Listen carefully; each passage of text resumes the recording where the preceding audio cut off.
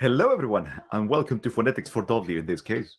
Well, in last week's video, I talked about the semi-vowels slash semi-consonant slash glide y, and I made a little contrast between that sound and the sound j, all right?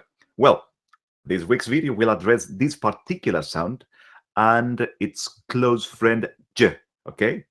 Can you hear the difference? J, j. Let's find out, all right?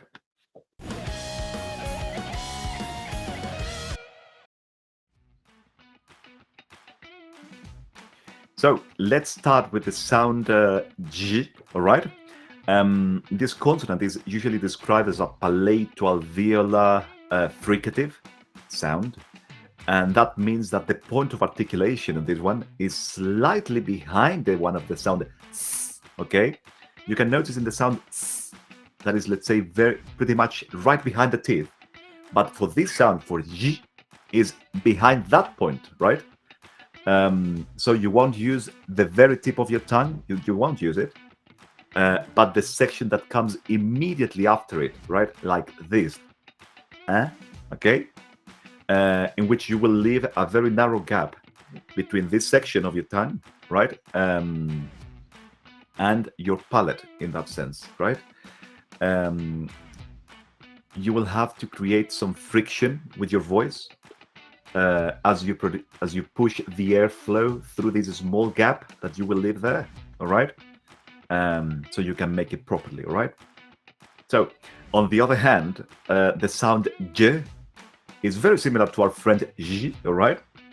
But because you will place the same part of your tongue against the same part of the palate, okay?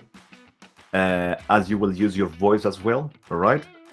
To make these sounds, but first you will have to retain the airflow for just a moment before releasing it, okay?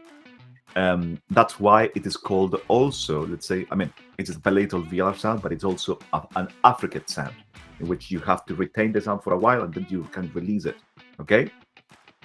Pretty much like the sound ch, ch, ch. It's very similar, actually. It's like the voice counterpart of it. Okay, let's talk about spelling in this one, right?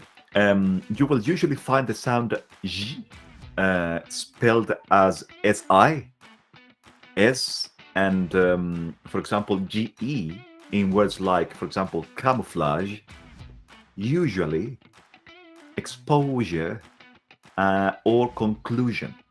Okay? Now, there is something extra I have to say in relation to this particular, let's say, to these particular endings. Jure and jeune, and it's that they will be pronounced using j only if they come after a vowel sound, okay? Well, in words like depression, comprehension, reinsure, or censure, well, these endings will not be pronounced with j, but with sh, all right? Just because of the consonant that precedes them, okay? Now, let's talk about J, all right? You will find this consonant spelled usually as J, for example, in jacket or job, as G, as in general, or gentle, GE as well, as in age or large, or finally like DGE, as in fridge or judge, okay? All right, so next time you go and have some orange juice, remember where to place the tongue against your palate, okay? And you'll make these two sounds perfectly, okay? See you guys. Bye-bye.